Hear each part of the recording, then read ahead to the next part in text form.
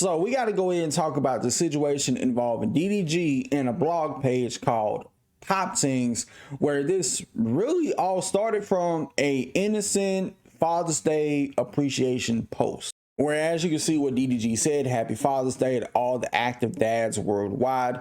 And Pop Things quote tweeted saying, "So not you." With DDG responding, "You a wannabe pop page, you're irrelevant. I can cash app you the worth of this page. Your dad has been active since you came out the closet, and that's not right.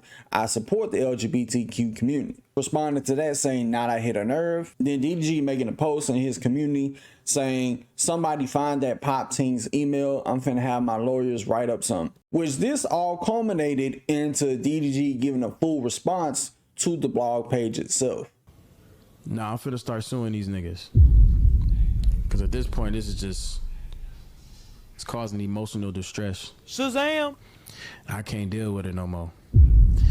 So all these blog pages that continue to push these narratives about me, I'm gonna start sending out cease and desist. And I will sue you. I have the money to do so. And I know you don't have the money to defend yourself. I will sue you, okay? If you do not abide by my paperwork that will be sent to you, okay? I will sue you. I don't give a fuck if you got to cheese it and a penny in your pocket. I want it. I would spend $30,000 to get that cheese it and that penny out your pocket. All right? Send that to all the blogs. Okay? All right. It's on the way. Okay? You boys getting sued. I did some digging on the Pop Team's official website, and I can't find a single article that they've had about DDG unless they recently took them all down. Now, do I think that this warrants defamation? No. Simply because it was just a tweet where the Pop Team's account said, "So not you." Now, however, if the Pop Team's account was trying to spin a narrative saying that DDG is an absent deadbeat dad, then absolutely that would be defamatory. Same as if they were to publish an article saying the same thing, "Oh, DDG doesn't take care of Halo," then that would be cause for defamation, unless if the blog page done deleted any trace of evidence. Now, if you go to Twitter and type in the search terms Pop Teams and DDG, you will see certain posts that try to, call DDG an E-list celebrity, saying that he was denied parental rights, which one of the posts they've had about DDG was community noted down to a T. Now, he didn't necessarily name drop Pop Teams in question. He's going to try to send a cease and desist letter to anybody.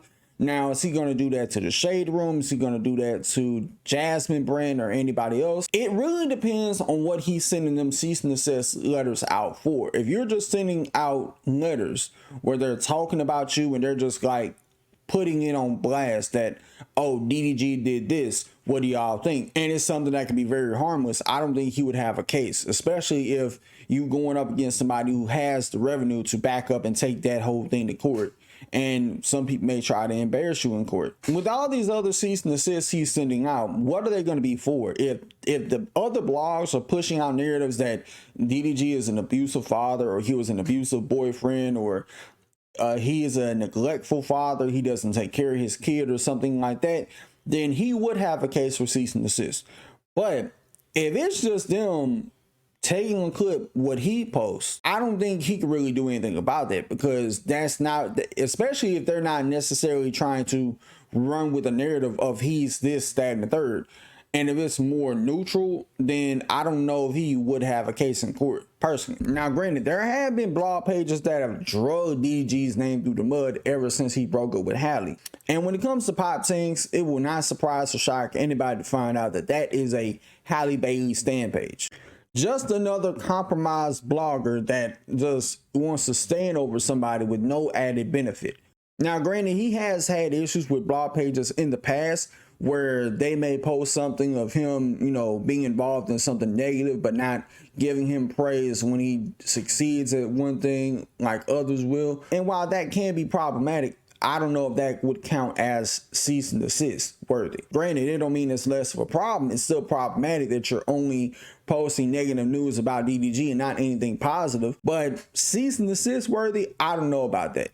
And then it kind of brings into question that he's a YouTuber. So would you be trying to send out cease and desist letters to YouTubers who cover this thing, make videos talking about whatever situation he's involved in, and nothing more, nothing less? Now, granted, while there are YouTubers out there that probably have slander DDG through the mud, I don't think you could just hand out that shit like candy. And you don't want to give the impression to where YouTubers can't just criticize you for whatever. If you're involved in the situation and they may think you're in the wrong, you should not feel like, oh, I need to send a cease and desist his way because I don't like what he said.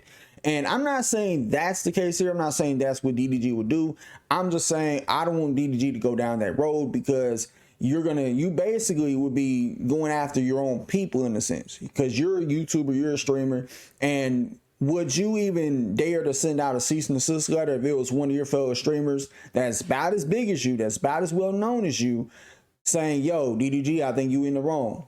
No, you wouldn't. Now, again, the cease and desist would be applicable if it's people trying to push narratives that DDG is something he's not.